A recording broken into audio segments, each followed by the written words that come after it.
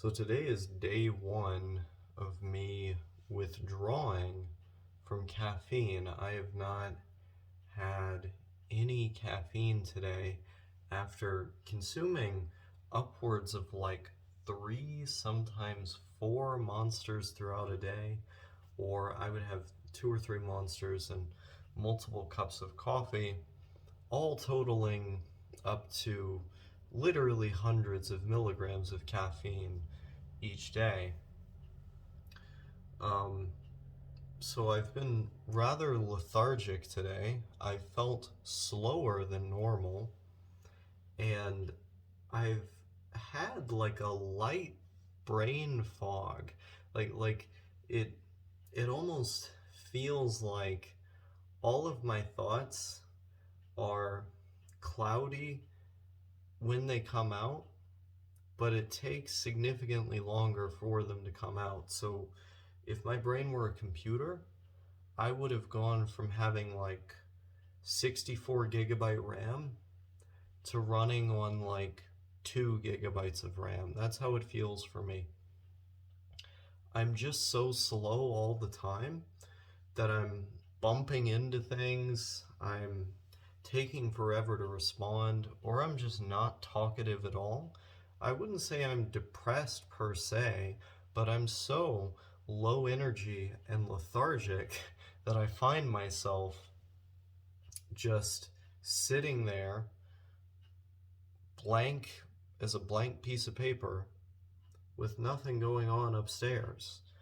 And most of what I've done today is lay in bed with Sophia, and we watched the Feels Good Man documentary. I had already seen it, but I wanted to show it to her because she's a big fan of Eggy. I'm a big fan of Eggy, the famous 4chan character. You know, if you know who he is, you know who he is. There was an interview with him in that movie, um, as well as a bunch of other stuff. Most of it focused on the comic artist who drew Pepe the Frog. Really good documentary. I watched that with her, and I watched a bunch of videos about the military strategy in Ukraine, and just general educational stuff about tanks. And I was having fun spending time with her there. But it was a pretty low key day. You know, I had intended on taking her to a national park today, or to some interesting place to do a couple things, but that didn't end up coming to fruition simply because I was so tired. Like, the lethargy on this one has been really, really real. Um, like I'm just wiped out. And a lot of you might be wondering why exactly I'm taking up the no caffeine approach as of now. No, it's for one simple reason. It's fucking expensive. Well, actually, there's multiple reasons, but one of the main ones is that it's expensive. It's expensive to always be drinking energy drinks, and I could have my money be better spent on other food, so I don't want to be doing that all the time. Number two, the energy drinks I was drinking have a lot of sugar in them. Now, before I came out here, the energy drinks I was drinking had no sugar in them, so it wasn't really a huge deal. But now it's more of an issue because I was seeing like the feeling of my stomach lining basically disintegrating. So when I have like more than the recommended amount per day for sugar, I start feeling sick really fast.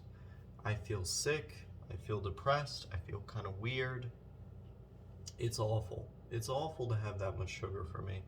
But in addition to the effects that the sugar was having on my stomach, was also having to deal with the effects of having a carbonated beverage, which really just felt like it was stripping away at my stomach.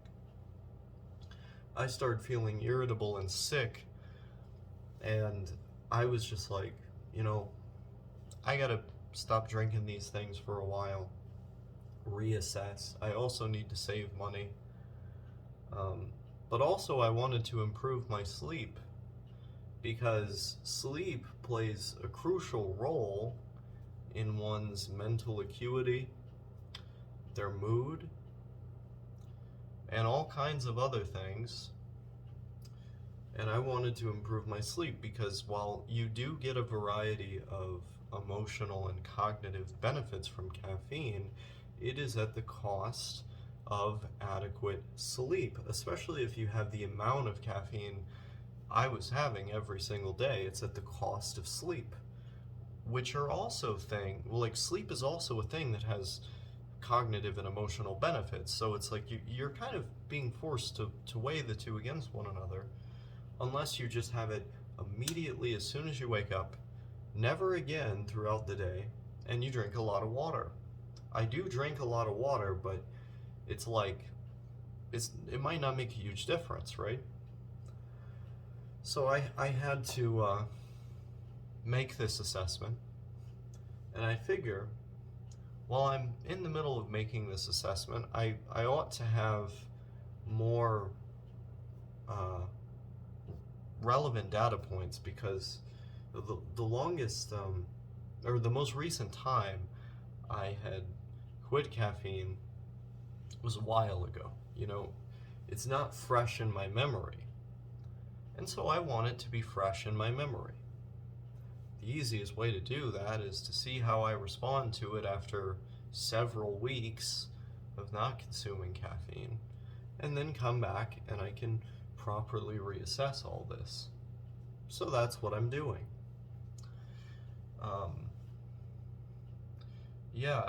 I certainly feel a lot calmer, even though I'm way more tired and lethargic than normal. Like, I constantly feel like I'm on the verge of sleeping, even though I also feel immense trouble sleeping. Like, right now is nighttime. This is around the time I should be going to bed. This is around the time me and her normally go to bed, and I can't sleep at all. This is also something that happens to me when I withdraw from caffeine. When I withdraw from caffeine, I'm like tired constantly. It feels like the weight of the world is on my shoulders. Like, I feel like I'm just totally blown out, like I can't do anything. I'm ready to go to sleep. But when it's actually time for me to go to sleep, when the day is said and done, I can't fucking sleep.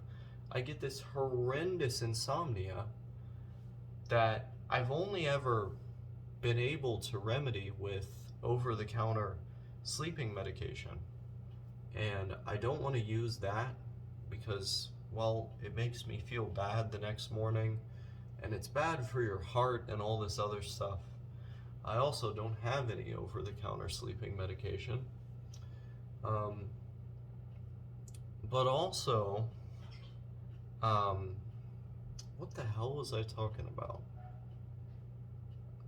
The only other way that I've been able to address this is kind of by not addressing it at all.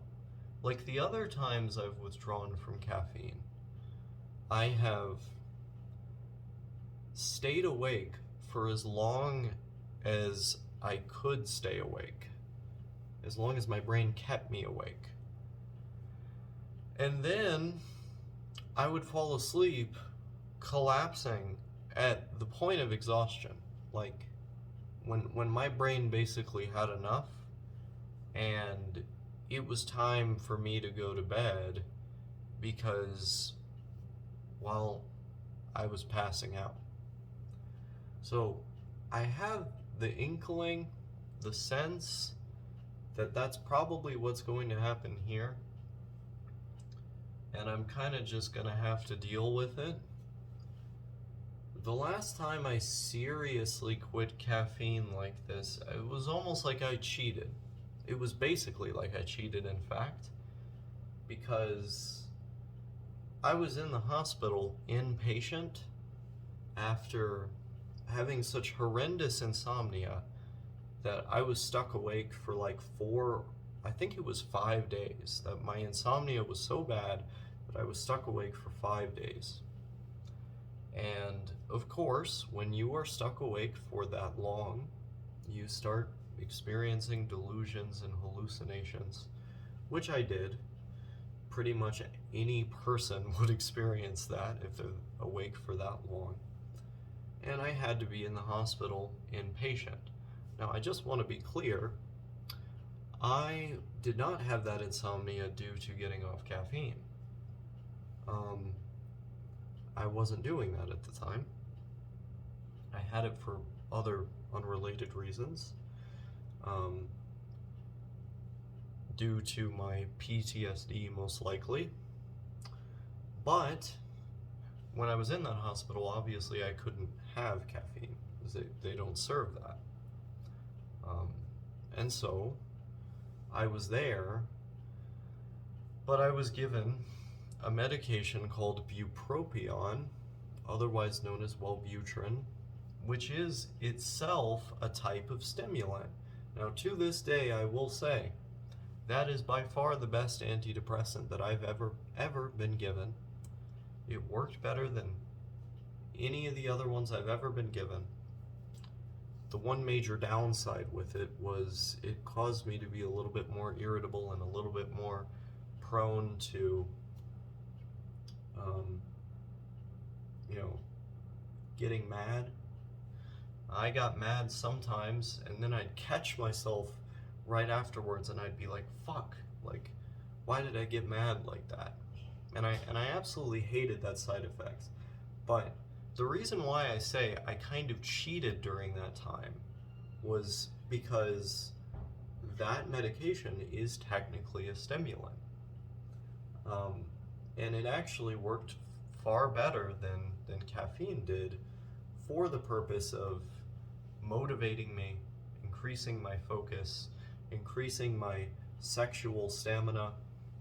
It actually gave me way too much libido, that medication. I was jerking it to trans porn like 24/7. I basically needed to come like 3 or 4, if not 5 times a day when I was on Wellbutrin. That was pretty intense. But so it had a couple side effects, but it increased my motivation, my focus. It made me feel like a happier person. And I guess that's what antidepressants are supposed to do, but I never really had that with other antidepressants out of the like dozens that I've been prescribed over the years. And it was kind of cheating that I was on that medication when I was in the hospital for like over 2 weeks. They had me in there. I couldn't use my phone or anything. It was just radio silence. And I couldn't have caffeine either. And by that time, like basically after 9 days, any even residual symptoms of the withdrawals you're having, it's just gone. Like it doesn't affect you anymore. But I was on this med that was affecting me in a way similar but better to caffeine. Of course, with more drawbacks. And so that was the last time that I ever really, did anything like this. And I was kind of cheating. But now, I'm not cheating at all.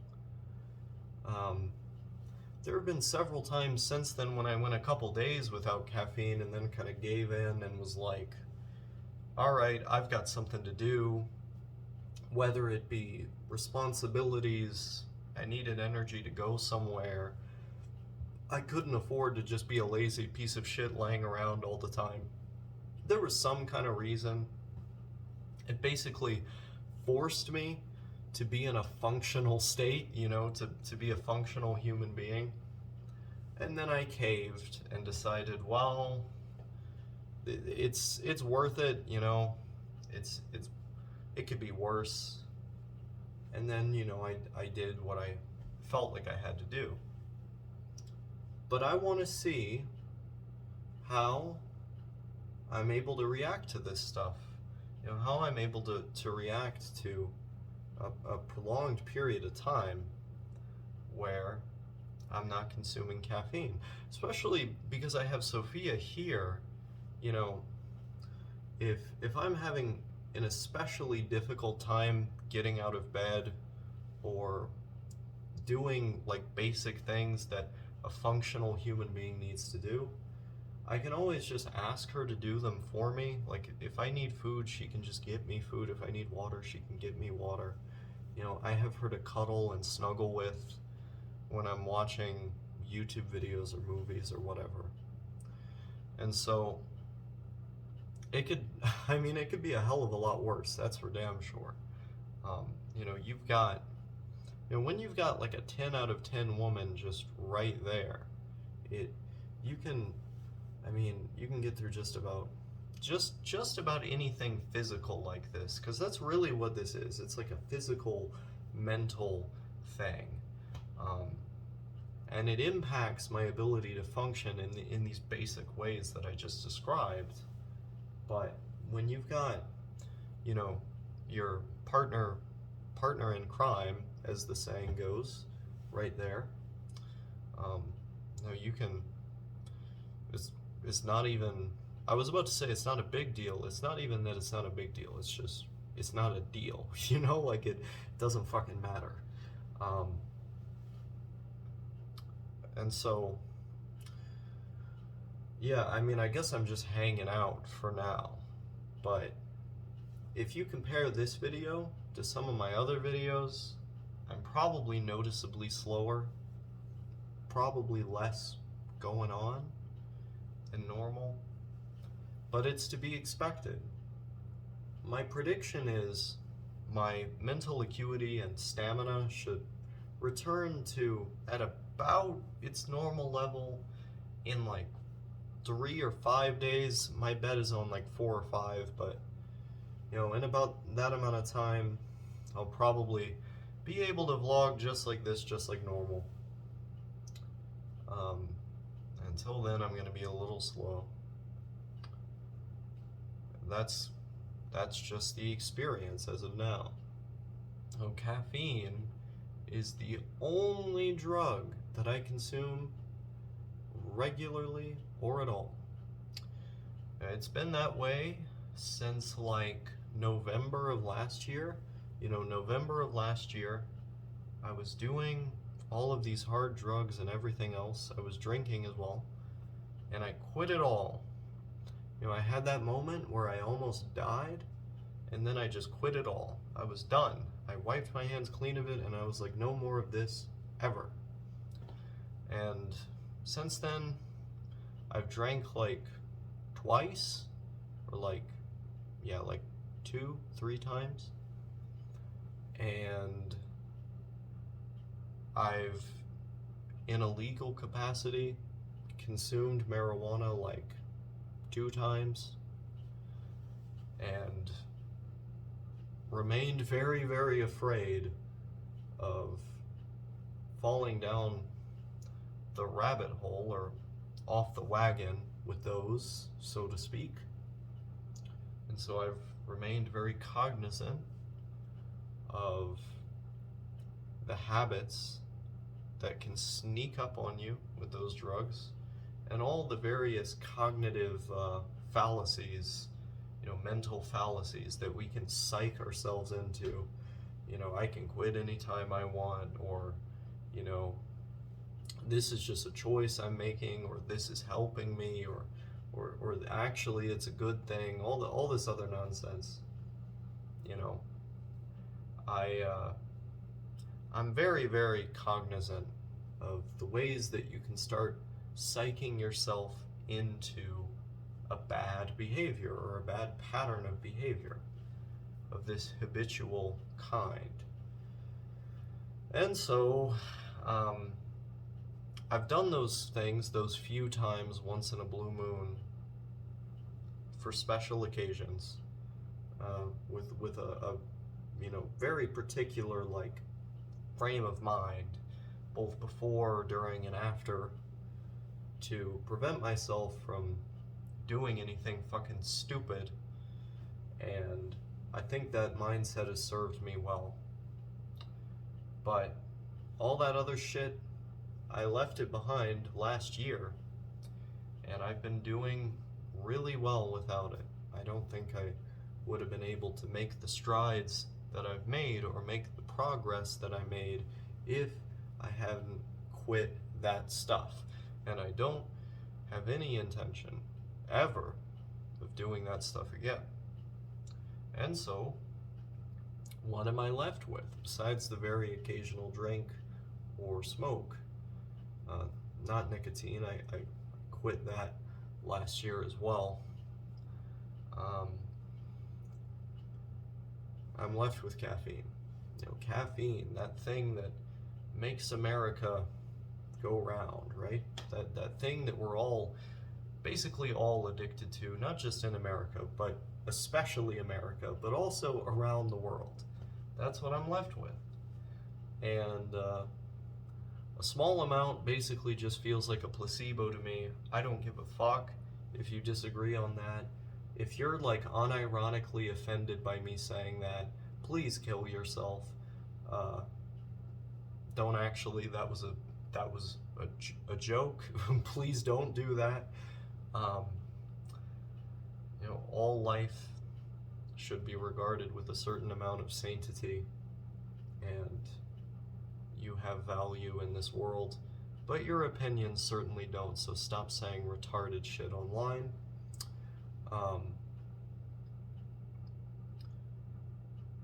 What the fuck was I saying? I feel like I got lost in my own shit post.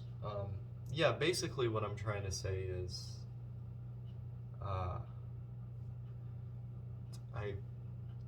my fucking mind went blank. I actually don't know what I was trying to say. I actually don't know. I don't even know. Oh yeah, placebos. So yeah, a little amount, that's like, I don't know, 60 milligrams, 80, 100, something like that. Like what you'd get in like a cup of coffee. That's a fucking placebo. I don't care what anyone says. I have never in my life, and trust me, I have tried to induce it many times, experienced this so-called tea drunkenness. I think it's a fucking scam. But also, I think maybe there's certain people out there who have the so-called caffeine sensitivity, that allows them to, at low doses, experience some kind of effect from caffeine, or maybe even a big effect. Maybe I'm just particularly insensitive to caffeine. I also feel as though I'm particularly insensitive to most drugs. I think most drugs simply do not affect me that much. Psychedelics and marijuana affect me quite a lot. I am not insensitive to those things. Those are very heady drugs that can, make people prone to paranoia and stuff like that. Those affect me in a very strong way.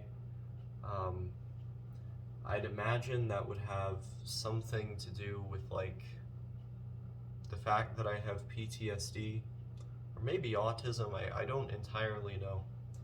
But basically every other drug in existence, I seem to need way more of it in order to get any effect. Whereas my peers, people online, all kinds of stuff that I've read have suggested that other doses, have a psychogenic, psychosomatic effect, whatever the fuck you call it. I don't seem to get that with the doses everybody else has. And then certain drugs straight up don't affect me.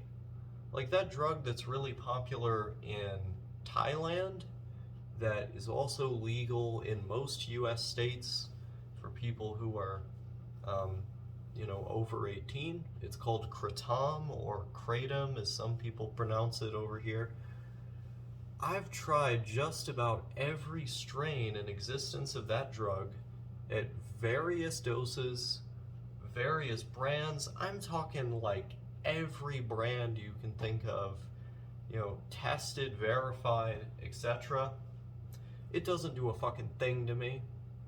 I have tried for literally years to get this thing to affect me. It didn't affect me once. It didn't affect me at all.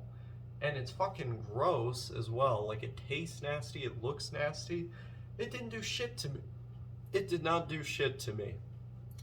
Everybody and their grandma is saying how amazing of a thing it is.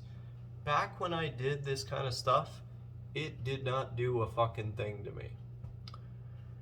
And so, I am sick and tired of hearing people be all the rage, like have kratom as like all the rage. It doesn't do shit. It's made up. It's snake oil. It's a myth. It's a fairy tale. It's pie in the sky. It's, I don't know. It's just bad. It's just bad. Like, I get if it affects some people, but those people probably have like whatever enzymes I don't have, like, or greater enzymes in greater number. I'm talking way out of my depth with this shit, but whatever they have going on with their metabolism, it allows kratom to work on them, but not on me. And I'm thinking like caffeine is probably a similar thing. It's probably a similar thing because, I hear these fucking retards online or even in person sometimes. Yeah, there's people can be stupid in real life. It's terrible, isn't it? I hear them saying shit like tea drunkenness is real and like, oh, you just need to have less. You're just not doing it right. Motherfucker, I have done it right in your eyes 100 times over. It doesn't do shit. You're living in a fantasy world. You are living in a storybook, at least from my own estimation. And it's my own estimation probably because I do not have whatever you have inside your gut, your liver, whatever, that allows you to get that effect. Maybe something's off with my brain. I'm not ruling that one out. But whatever it is, it doesn't work on me. And so I would appreciate it if the world just sent these people a big cease and desist order to cease and desist on this nonsense that they like to spring onto me. But that would be in an ideal world, and we do not live in an ideal world. So I just have to bear with their nonsense. That's okay. I'm an adult. But I will say this. I need at least one energy drink to have an effect, which usually has like 150, 160 milligrams of caffeine. Normally, I need a little more than that to have an effect. You see, that's the dosage in Monster. Rockstar is 240 megs of caffeine. I really need it to be somewhere around there to feel the increased appreciation of music, increased focus, the way that it makes more boring tasks like a little bit more interesting. The general uplift in my mood and focus.